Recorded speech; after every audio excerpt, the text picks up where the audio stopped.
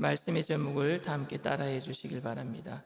하나님께서 성도를 시험하시는가?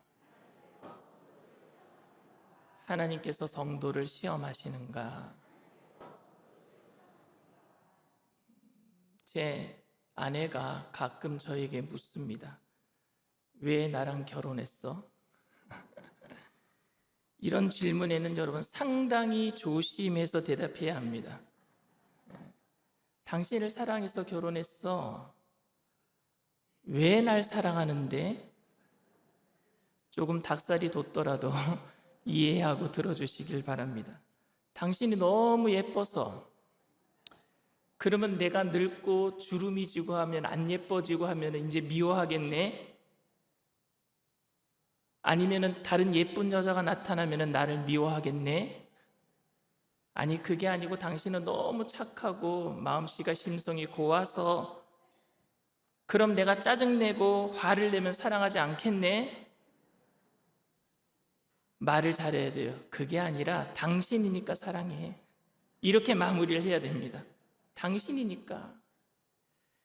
아내가 왜 나와 결혼했느냐, 왜 나를 사랑하느냐라고 묻는 것은 조건을 묻는 것이 아니라 아직도 사랑하고 있는지에 대해서 확인하기 위해서 묻는 거겠죠. 그러니까 내가 무엇 때문에, 어떤 조건 때문에 당신을 사랑해라고 이야기하는 것보다 나는 아직도 당신을 사랑하고 있어라는 사실을 확인시켜주면 되는 것입니다. 사람들은 원인을 알고 싶어서가 아니라 속마음을 알고 싶어서 왜라는 질문을 많이 합니다. 속마음을 알고 싶어서. 이럴 때는 여러분 논리적인 대답보다는 속마음을 열고 대답하는 것이 소통을 가능하게 합니다. 아무리 여러분 논리적인 대답을 한다고 할지라도 속마음을 감추고 얘기하고 있다면 그것을 소통이라고 말할 수는 없을 것입니다. 사람들은 하나님에게도 왜라는 질문을 이렇게 물을 때가 많아요. 어떤 이유를 알고 싶어서기보다는 하나님의 마음을 알고 싶어서, 하나님 왜 내게 이런 고난이 왔습니까? 하나님 지금 나를 아직도 사랑하고 계십니까? 라고 하는 어떤 조건을 묻는 게 아니라 하나님의 마음을 알고 싶어서 우리는 고난 중에 하나님께 그렇게 왜? 라고 하는 질문을 던지기도 합니다. 왜 하나님 나에게 이런 일을 허락하셨습니까? 거창하고 장황한 이유를 듣고 따지겠다라는 마음으로 묻는 것이 아니라 하나님의 마음이 아직도 변함이 없는지, 아직도 나를 사랑하고 계시는지 그 간절함으로 우리는 하나님께 물을 때가 있단 말입니다. 야고보서를 받아보는 독자들도 아마 그랬나 봅니다. 하나님의 사랑을 확인하고 싶었는 것 같아요. 예수님이 승천하신 이후에 다시 오시겠다고 하신지, 그래서 많은 사람들이 금방 다시 오실 줄 아는데 예수님은 다시 오시지 아니하고 계속해서 환난과 고난 속에서 예수 믿는 사람들이 핍박받고 죽어가는 모습을 통해서 하나님 왜 이러시는 겁니까? 라고 묻고 있는 거예요. 왜 우리가 시험을 받아야 합니까? 정말 하나님 우리를 잊어버리신 것 아닙니까? 그때 야고보 사도는 그 야고보서를 읽는 독자들에게 이렇게 얘기합니다. 오늘 13절 말씀이에요. 사람이 시험을 받을 때에 내가 하나님께 시험을 받는다 하지 말지니 하나님은 악에게 시험을 받지도 아니하시고 친히 아무도 시험하지 아니하시느니라 그랬어요. 하나님께서 아무도 시험하지 않는다라는 말의 의미는 여러분 어떤 의미이겠습니까? 사실 이 말이 맞지 않잖아요. 하나님께서는 아브라함에게 독자 이삭을 바치라고 시험을 하셨지 않습니까? 그리고 이스라엘 백성들은 광야에서 40년 동안 시험받지 않았습니까? 그러면 하나님은 아무도 시험하지 않는다라는 이 말씀을 우리는 어떻게 이해해야 될까요?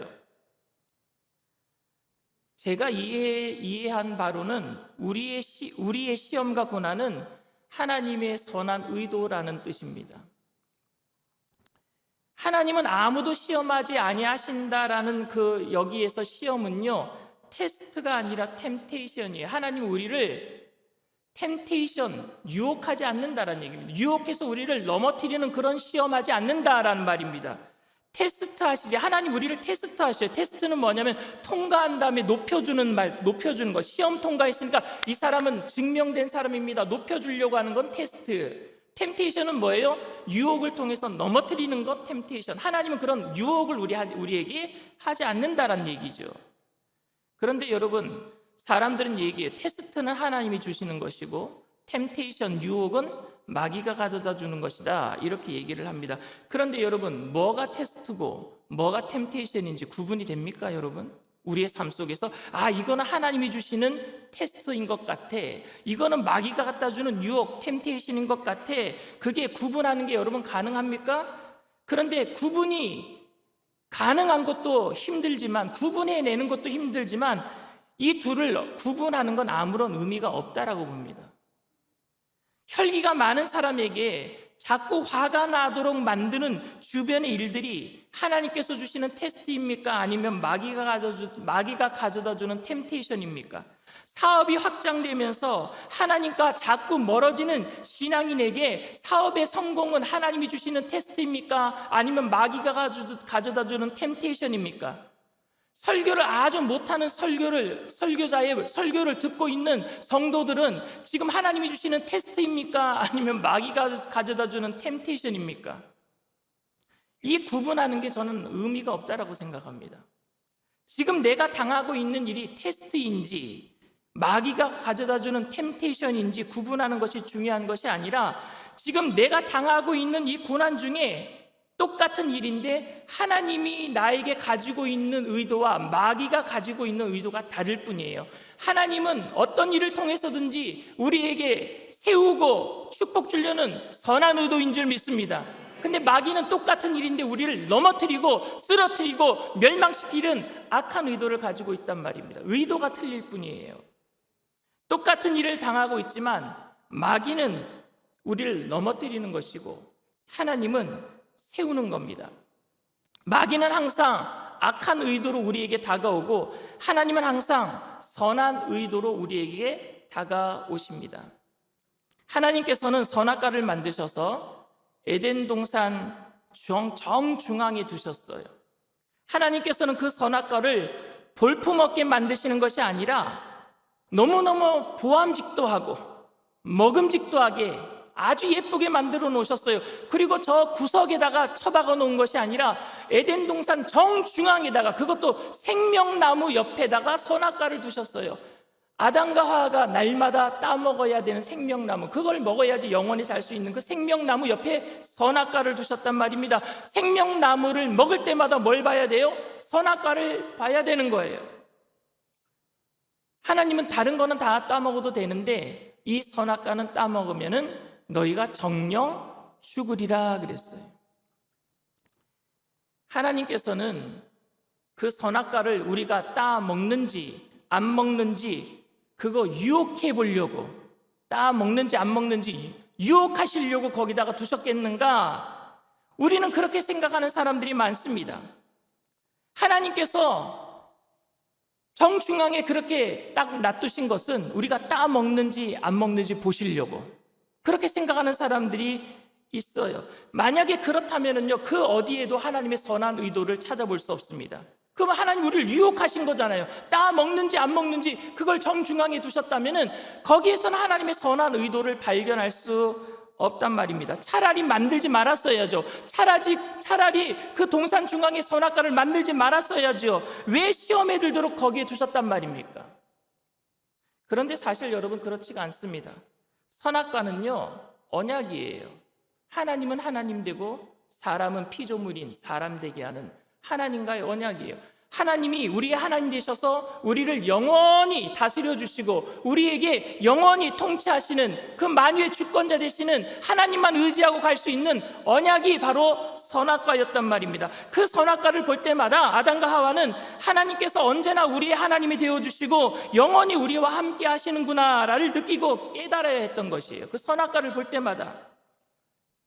선악과는 하나님의 사랑의 증표입니다.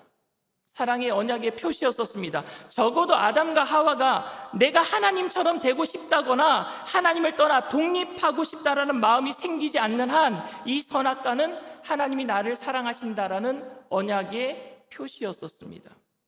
그러나 마귀의 게임에 빠져 하나님처럼 되고자 하는 마음이 들기 시작한 그 순간부터 이 선악과는 사랑의 증표가 아닌 걸림돌이 되고 말았단 말입니다. 저는 결혼 반지를 안 끼고 다녀요. 왜냐하면 결혼 반지를 끼니까 손이 부어요. 그래서 저녁이 되면은요, 이게 막 쪼여오니까 좀 몸이 피곤해지는 것 같아요. 그래서 제가 미국에 있을 때도, 지금도 안 끼지만 미국에 있을 때도 끼지 않았습니다. 한동안 저희 집사람도 제가 안 끼니까 안 끼더라고요. 그런데 집사람이, 우리 아내가 이 결혼 반지를 안 끼고 미국에 이제 마트를 간 거예요. 마트를 갔는데 한 미국 청년이 저희 아내가 결혼 안 한 여자인 줄 알고, 저보다 5살 어려요. 그리고 저는 나이가 좀 들어 보이는지 모르겠지만 사모님은 굉장히 어려 보입니다. 나이보다도. 그러니까 결혼 안 한 여자인 줄 알고 미국 남자가 대시를 했어요. 그 집에 와서 저한테 막 자랑을 하는 겁니다. 자기가 젊게 보였다고. 지금 그 다음부터는 결혼 반지를 끼고 다니는데, 혹시 만약에 저희 아내가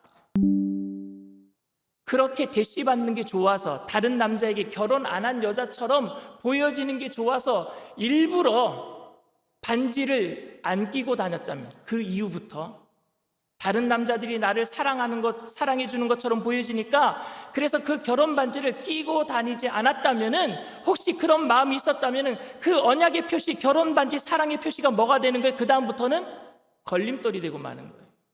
무슨 말씀인지 이해가 되세요? 선악과가 그런 의미였단 말입니다. 걸림돌이 되고 말았어요. 반지를 끼고 다니는 게 이제부터는 불편해지는 겁니다. 저희 사모님이 아직 지금은 반지 잘 끼고 다녀요. 우리는 감히 결혼 반지 때문에 구속이라고 말할 수는 없는 것입니다. 그러나 내 마음에 다른 마음을 품기 시작한 이후부터는 그 결혼 반지가 구속이 되는 것처럼, 선악과가 다른 마음을 품으면서부터 사랑의 증표가 구속이 되고 말았어요. 원래 의도는 하나님과 사람 사이의 언약의 표시였는데 말입니다. 그러니까 선악과를 동산 중앙에 놓으신 하나님께서는 아담과 하와가 선악과를 먹을까 먹지 말까 않을까 하는 것을 보시려고 하는 의도조차 없었어요. 그런 의도조차 없었어요. 정작 선악과를 따먹게 유혹한 것은 마귀였었습니다. 능숙하고 현란한 말솜씨로 아담과 하와를 유혹한 마귀는 하나님과 아담과 하와가 하나님처럼 되도록 만들고 싶어 했어요. 하나님, 너도 하나님처럼 될 수 있어. 그 전까지는 선악과는 하나님의 보호하심의 증표, 사랑의 증표였었습니다. 하나님의 의도는 인간을 넘어뜨리기 위함도 아니고, 넘어지거나 안 넘어지거나 보기 위함도 아니었었습니다. 하나님은 언제나 선한 의도를 우리에게 가지고 계시는 줄 믿습니다. 따라서 하나님은 악에게 시험을 받지도 아니하시고 친히 아무도 시험하지 아니하시느니라라는 의미는, 이렇게 악한 의도로 사람을 넘어뜨리게 하는 의도로 절대 그런 일들을 하실 리 없다라는 의미입니다. 물론 하나님께서 우리들에게 고난과 시련을 주시지 않는 것은 아닙니다. 하나님은 요셉이 애굽의 노예로 팔려가는 것을 허락하셨고요, 예수님이 십자가에 달리시는 그 고난도 허락하셨고요, 욥이 고난을 당하는 것도 허락하셨습니다. 하나님은 아브라함이 이삭을 바치는 시련을 경험하게 하신 분이십니다. 그런데 이 모든 부분에서 우리는 하나님의 선한 의도를 언제나 발견할 수 있어야 해요. 이 모든 일들 속에서 하나님은 우리를 넘어뜨리기 위해서가 아니라 세우기 위해서이고요, 혼내주기 위해서가 아니라 사랑을 보여주시기 위해서였고요, 하나님을 두려워해서 멀리하기 위함이 아니라 하나님을 더욱 의지하여 가까이 하기 위해서 이 모든 일들을 선한 의도로 허락하셨단 말입니다. 우리가 다 알지는 못하지만 하나님께서는 하나님의 선하신 목적을 이루고 우리를 위해서 더 좋은 길을 예비하시기 위해서 잠시 고난을 허락하신 것뿐인데, 이것을 의심하지 말자라고 야고보 사도는 오늘 우리에게 이야기하고 있습니다. 두 번째로, 하나님은 우리를 시험하지 않는다라는 의미는요, 우리를 부당하게 대우하지 않는다라는 뜻입니다. 우리를 부당하게 대우하지 않으셔요. 저는 하나님께서 우리가 울 때 함께 우시고 우리가 아파할 때 함께 아파하신다라고 저는 생각합니다.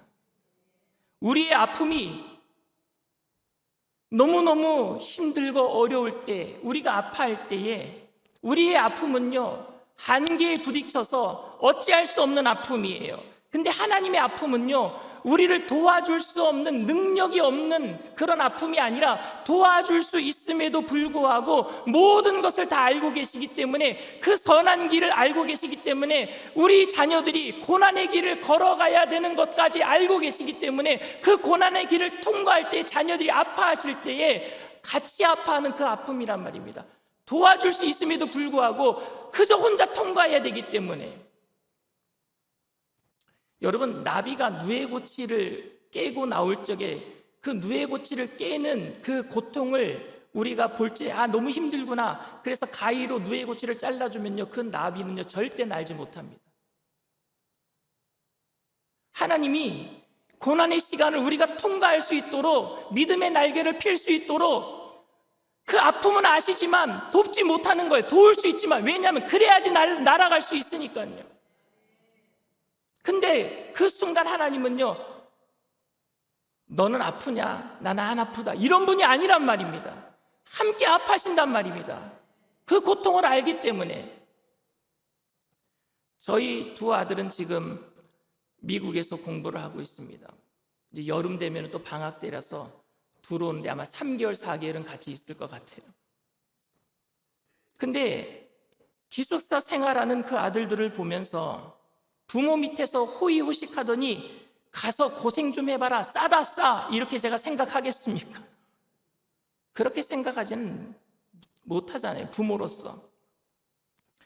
당장 지금 제 아내와 저와 떨어져서 혼자서 살아가야 되는 그 외로움, 저도 느껴봤어요. 군대 갔을 때 혼자 떨어져 있는 그 외로움, 기숙사에서 얼굴이 다른 서양인들과 함께 있어야 되는 그 외로움, 혼자 미국에서 살아가야 하는 그 아들의 그 외로움을 생각하면 마음이 짠합니다. 저도 아파요. 그런데 아프지만, 야, 너 미국 안 가도 돼, 공부하지 않아도 돼 라고 말 못하겠어요. 왜냐하면 그 기간이 통과해야지만 하나님께 또 귀하게 쓰임받는 위치까지 갈 테니까요. 그 기간이 필요하니까요. 방학 되면은 한국에 들어와서 이제 미국으로 돌아갈 날짜가 가까이 오면요, 애들이 시무룩해져요. 이제 미국 가야 된다고. 그 모습을 보면서 그냥 한국에 나랑 같이 있자, 공부하지 않아도 돼, 그냥 나랑 같이 살자, 이렇게 말 못합니다. 목적을 위한 선한 의도에서 오는 고난임을, 외로움임을 제가 알기 때문에 그 고통 속에 저도 같이 아파할 수밖에 없는 거예요. 그런데 우리는 자주 고난당할 때 섭섭한 마음이 듭니다. 하나님이 내 마음을 몰라주는 것 같고, 내 아픔을 전혀 못 느끼시는 것 같아서. 자식들이 그래요. 부모는 안 아파하는 줄 알아요. 그냥 즐거워서 미국 보내는 줄 알아요. 하나님이 내 마음을 몰라주는 것 같아서 섭섭할 때가 있어요, 자녀로서. 그런데 하나님 그렇지 않아요. 하나님은 육신의 부모인 저보다 더 좋으신 하나님, 우리 아버지이신 줄 믿습니다. 하나님은 악한 의도로 자녀들을 대우하시지 않습니다. 부당한 의도를 가지고 자녀들을 부당하게 대우하지 않습니다. 하나님께서 우리를 아파하실 때 우리를 같이 아파하신단 말입니다. 야고보 사도는 사람들이 시험 당할 때에 하나님께 시험을 받는다라고 말하지 말라고 말했습니다. 이 말의 의미는 하나님께서 단순히 화가 나셔서 부당하게 나를 치고 나를 벌하시는 일은 결코 없을 것임을, 즉 하나님께서는 시험을 받으셔서 우리를 어렵게 만드는 일은 없을 것을 우리를 믿어야 된다라고 말씀하고 있는 것입니다. 사탄은 참소하는 자예요. 참소하는 자. 하나님께 가서 참소합니다. 아무리 잘하고 있더라도 못한 거 하나 끄집어내서 막 참소합니다. 하나님, 저놈 참 나쁜 놈입니다. 그냥 내버려 두시면 버릇 나빠집니다. 그러니 하나님 징계하셔야 됩니다. 채찍을 드셔야 됩니다. 그때마다 하나님이 그러냐? 그러면서 하나님 우리에게 채찍 드시는 분이시겠습니까? 경건하게 살아가려고 노력하는 신앙인들은 고난을 만나면은 자신이 무엇인가 하나님께 잘못했기 때문에 고난당한다라고 생각하기도 합니다. 자녀가 아프면은 부모가 죄가 많아서 이런 고난이 왔다라고 고백하는 분들도 저는 간간히 만나고 그들의 고백을 듣기도 했습니다. 사람이 시험을 받을 때 내가 하나님께 시험을 받는다 하지 말지니 라는 말씀은 이런 경우를 두고 하는 말이에요. 하나님께서는 우리가 죄 지었다고 우리를 힘들게 하시는 분이 아니에요. 우리가 죄 지을 때마다 우리를 치시는 분이 아니에요. 물론 하나님께서 징계가 없다라는 말씀이 아닙니다. 하나님은 징계도 하십니다. 그 징계조차도 여러분 선한 목적이기 때문에 괴로운 목적이 아니란 말입니다. 우리를 괴롭게 하는 목적이 아니란 말입니다. 그 징계의 목적도 우리를 세워주는 것이 목적인 줄 믿습니다. 저는 때로는 교회에서 선포되는 메시지들이 하나님을 무정한 분으로 만들고 있다고 생각합니다. 11조를 하지 않았더니 사업이 망하고, 주일 성수하지 않았더니 교통사고가 나고, 봉사하지 않았더니 건강을 잃게 하시는 하나님, 이런 메시지를 들을 때마다 저는 마음이 아픕니다. 하나님께서는 우리를 치셨다고 하실지라도 그것은 분명히 사랑의 징계일 텐데, 사랑의 매일 텐데, 그저 우리가 잘못할 때마다 징계하시는, 매정하고 무정하게 징계하시는 하나님으로 비춰질까봐 저는 마음이 아픕니다. 만약 그렇다면요, 그건 분명한 하나님 사랑에 대한 매도예요. 하나님의 사랑을 매도하고 있는 겁니다. 하나님은 한 번도 우리를 그렇게 부당하게 대우하신 적이 없으세요. 하나님 우리를 괴롭게 하시려고 하신 것이 아니라 우리를 세우시려고, 우리를 바로 잡아주시려고. 그렇게 말해서는 안 되고 사랑을 얘기해야죠. 징계를 얘기하는 게 아니라 사랑을 얘기해야죠.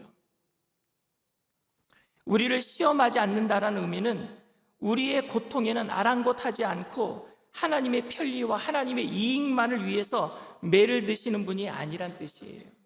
징계하시는 분이 아니란 뜻이에요. 혹 하나님께서 징계의 매를 드셨다면 그 매는 하나님의 사랑을 우리에게 나타나셔서 우리를 바로 세워주시는 사랑의 매인 줄 믿습니다.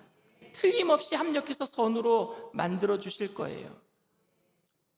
우리가 저번 시간에 배웠어요. 5절에 이런 말씀을 야고보 사도가 있습니다. 너희 중에 누구든지 지혜가 부족하거든 모든 사람에게 후히 주시고 꾸짖지 아니하시는 하나님께 구하라. 그리하면 주시리라. 지혜가 뭔지 아십니까? 시험이 올 때 시험이 나를 넘어뜨리는 것이 아니라 이 시험을 통해서 하나님은 나를 세우는 것이다 라는 것, 하나님을 신뢰하는 게 지혜예요.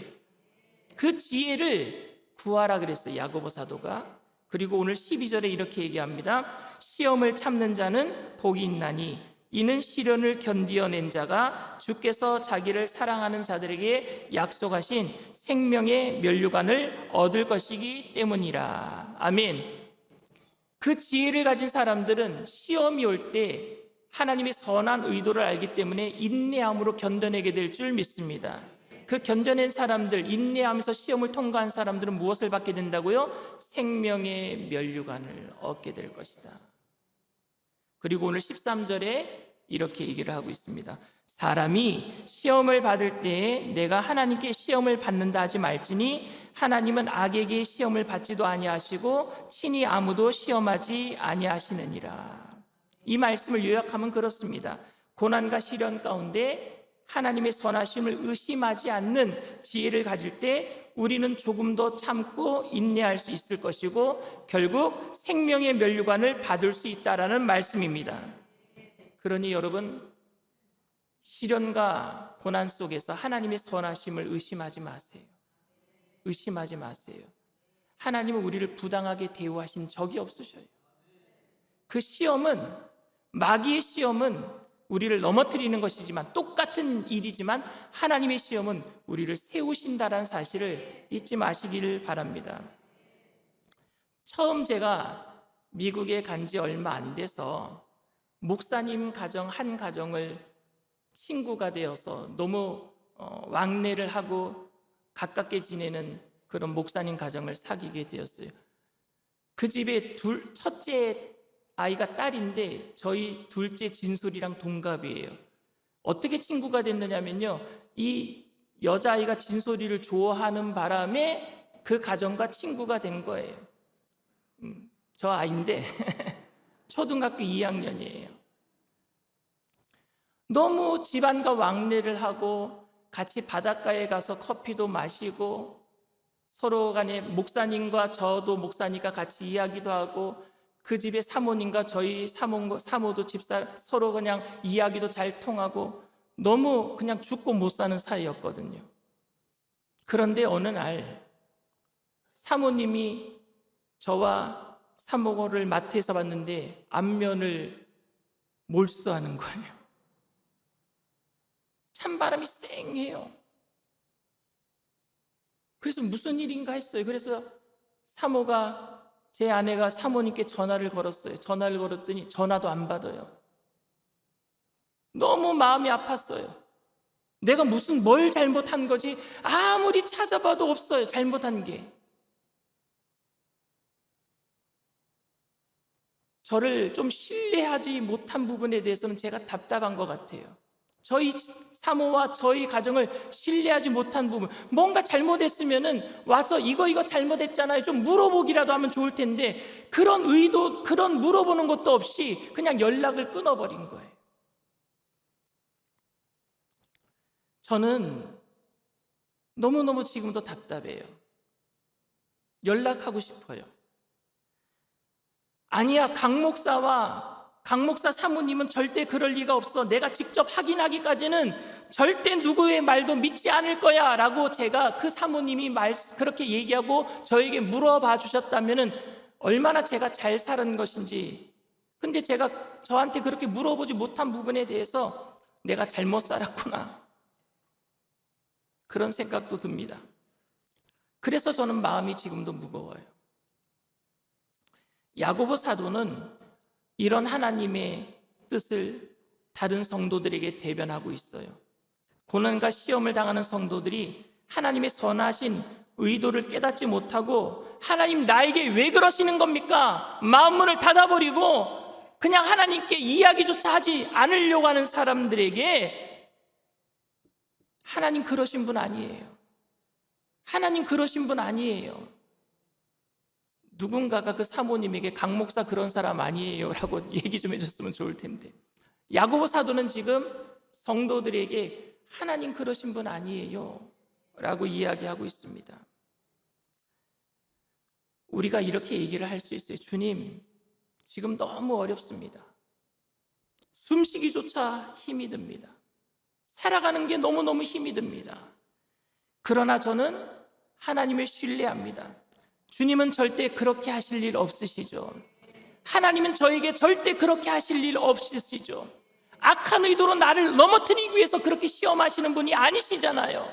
하나님은 나에게 부당하게 대우하시는 분이 아니시잖아요. 그렇게 고백하게 되기를 바랍니다. 그렇게 주님을 신뢰하며 끝까지 시련과 고난 속에서 승리의 면류관을 얻는 저와 여러분들 다 되시기를 주님의 이름으로 축원을 드립니다.